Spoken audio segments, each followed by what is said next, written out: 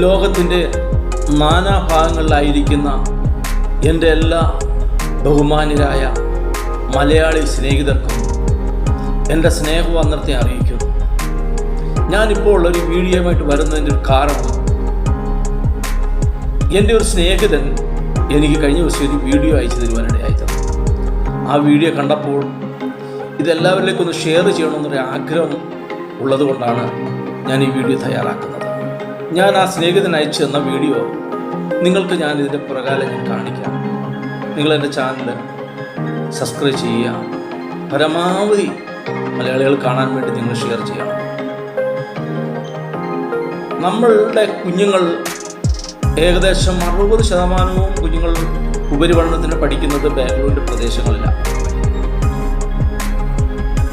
നല്ല വിദ്യാഭ്യാസമൊക്കെ കിട്ടും എന്നൊക്കെ കരുതി നമ്മൾ അവിടേക്ക് പറഞ്ഞു വിടാറുണ്ട്. നമ്മുടെ കേരളത്തിൽ നമുക്ക് അതിനുള്ള എല്ലാ കുഞ്ഞുങ്ങളും പഠിക്കാനുള്ള സംവിധാനങ്ങളൊന്നും ഇല്ലാത്തത് കൊണ്ടാണ് നമ്മൾ അന്യ സംസ്ഥാനങ്ങളെ ആശ്രയിക്കുന്നത്. എന്നാൽ ഇന്ന് ലോകത്തിലെ ഏറ്റവും വലിയ മയക്കുമരുന്നിൻ്റെ ഒരു ഹബ്ബായി മാറിയിരിക്കുകയാണ് ബാംഗ്ലൂർ.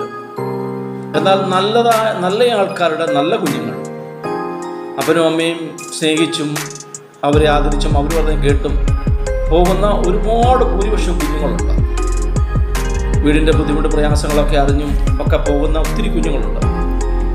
എന്നാൽ അവരുടെ പിന്നിൽ ഇരിക്കുന്ന ചില ചതി കുറിച്ചാണ് ഈ വീഡിയോ കണ്ടപ്പോൾ കാണുവാനിടയായി. ഞാൻ ആ വീഡിയോ നിങ്ങളെ ഒന്ന് പ്ലേ ചെയ്ത് കേൾപ്പിക്കാം. നിങ്ങൾ ആ വീഡിയോ ഒന്ന് കാണണം. പറയാൻ വിട്ടുപോയ ഒരുപാട് പേരുകളുണ്ട്, കൊടുക്കാൻ വിട്ടുപോയ ഒരുപാട് ചിത്രങ്ങളുണ്ടെന്നറിയാം.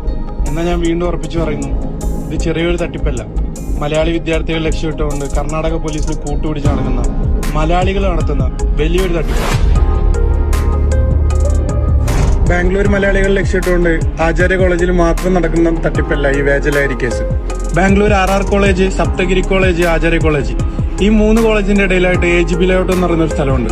ഈ AGB ലേഔട്ട് വാഴുന്നത് കുറച്ച് മലയാളികളും കുറച്ച് ലോക്കൽസ് എല്ലാം കൂടിയിട്ടാണ്. ഈ 3 കോളേജിലെയും സ്റ്റുഡൻസിനെ ലക്ഷ്യമിട്ടുകൊണ്ട്, മലയാളി വിദ്യാർത്ഥികളെ ലക്ഷ്യമിട്ടുകൊണ്ട് ബൾക്കിന് MDMA പോലെയുള്ള മാരക ലഹരി വസ്തുക്കൾ ഇറക്കി കച്ചവടം ചെയ്യുന്ന ഒരാളാണ് സംഖ്യ എന്നറിയപ്പെടുന്ന അർജുൻ.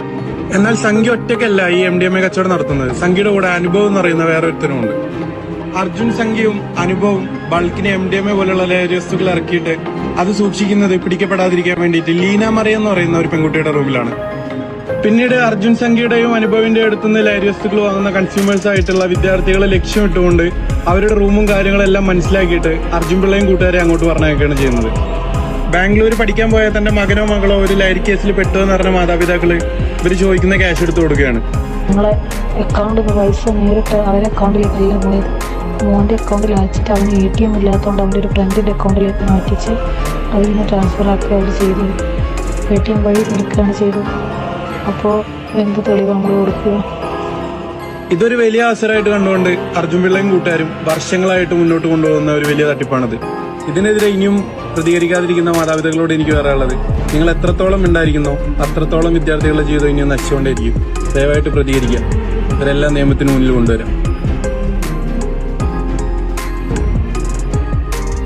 സാമ്പത്തിക നിലവിലുള്ള ആൾക്കാരുടെ കുഞ്ഞുങ്ങളെ കണ്ടെത്തിയിട്ട് അവരറിയാതെ പോലും അവരുടെ റൂമിനകത്ത് മാരകമായ മയക്കുമരുന്നുകളും മറ്റു ഒളിപ്പിച്ച് വെച്ചിട്ട് അവിടുത്തെ പോലീസുകാർ എന്ന് പറയുന്ന കുറേ, എല്ലാവരെയും പറയുന്നില്ല, കുറേ പണം ഉണ്ടാക്കാൻ വേണ്ടിയുള്ള ഗുണ്ടാലിസ്റ്റുള്ള പോലീസുകാരും അവിടുത്തെ ഗുണ്ടകളും മയക്കുമരുന്ന് മാഫിയകളും ചേർന്ന് ഒരു റാക്കറ്റ് തന്നെ അവിടെ ഉണ്ട്. ഈ കുഞ്ഞുങ്ങളുടെ റൂമിൽ അവരറിയാതെ കൊണ്ടുവച്ചിട്ട് അവരെ കേസിൽ അകപ്പെടുത്തിയിട്ട് കേസ് പോലും രജിസ്റ്റർ ചെയ്യാതെ വീട്ടുകാരെ വിളിച്ച് അവരെ ഭീഷണിപ്പെടുത്തി 1 ലക്ഷത്തിന് മുകളിലോട്ട് 10-15 ലക്ഷം രൂപയൊക്കെ മേടിച്ച പല കേസുകളും പലരും ജീവിതത്തിൽ അനുഭവത്തിലുണ്ടായി. കാരണം കുഞ്ഞുങ്ങൾക്ക് തുടർന്ന് ഭാവിയിൽ ഒരു പ്രശ്നം ഉണ്ടാവാതിരിക്കാൻ കേസിൽ നിന്ന് ഒഴിവാക്കാൻ ഇവർ കേസ് പോലും എടുക്കാതെ ഇത് ഇവർ തന്നെ കൊണ്ടുവച്ചിട്ട് ഈ കുഞ്ഞുങ്ങൾക്കെതിരെ കേസ് കൊടുക്കുന്ന ഒരു രംഗമാണ് നമുക്ക് കാണാനിടയായിത്തീരുന്നത്. അത്രയ്ക്കും ഭയാനകരവും ഭീതിപ്പെടുത്തുന്നതുമായ ഒരു അവസ്ഥയാണ് ഇപ്പോൾ ബാംഗ്ലൂരിൽ നമ്മൾ പഠിക്കുന്ന കുഞ്ഞുങ്ങൾക്ക് അത് കാത്തിരിക്കുന്ന ഒരു വലിയ കെണിയാണ്. ഞാനൊരു കാര്യം പറയാം, ഇനി തുടർന്ന് നമ്മുടെ കുഞ്ഞുങ്ങളെ ആരെയും നമ്മൾ ബാംഗ്ലൂർ വിടരുത് പഠിപ്പിക്കാൻ. ഞാൻ പറയാം, അതിനേക്കാൾ നല്ല പഠിപ്പിക്കാൻ നല്ല സ്ഥലങ്ങളുണ്ട്. തമിഴ്നാട്ടിൽ നല്ല നിലയിൽ പഠിപ്പിക്കാനും അത് ഇതുപോലുള്ള റാക്കറ്റുകൾ ഇല്ലാത്ത ഏരിയയാണ്. ആന്ധ്രാപ്രദേശിലും ഇതുപോലെ നല്ലപോലെ പഠിപ്പിക്കാനുള്ള നല്ല കോളേജുകളും നല്ല സ്ഥാപനങ്ങളും ഉണ്ട്. എനിക്കറിയാവുന്ന ഒത്തിരി കോളേജുകളും ഒത്തിരി കുഞ്ഞുങ്ങൾ പഠിക്കുന്നവരുണ്ട്.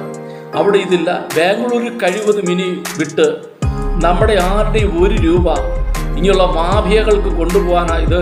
ആ ഹോസ്പിറ്റലുകാരും ആ ഹോസ്റ്റലുകാരും ഇതിനെല്ലാം സപ്പോർട്ട് ചെയ്ത് അവരും ഇതിനിടയിൽ നമ്മുടെ കുഞ്ഞുങ്ങളെ ചൂഴ്ന്ന് അവരുടെ മാതാപിതാക്കളിൽ നിന്ന് ലക്ഷങ്ങൾ അടിച്ചു മാറ്റുന്ന ഈ പ്രവണതയ്ക്ക് ഇനിയെങ്കിലും നമ്മൾ മലയാളികൾ ഒരു കാര്യം ചെയ്യണം. ഇനി അവിടെ വിടത്തില്ലെന്ന് തീരുമാനമെടുത്തുകൊണ്ട് നമ്മൾ മറ്റ് തമിഴ്നാട്ടിലോ ആന്ധ്രയിലോ മറ്റ് പല ഭാഗങ്ങളിലേക്ക് നമ്മൾ വിടാൻ ശ്രമിക്കുക.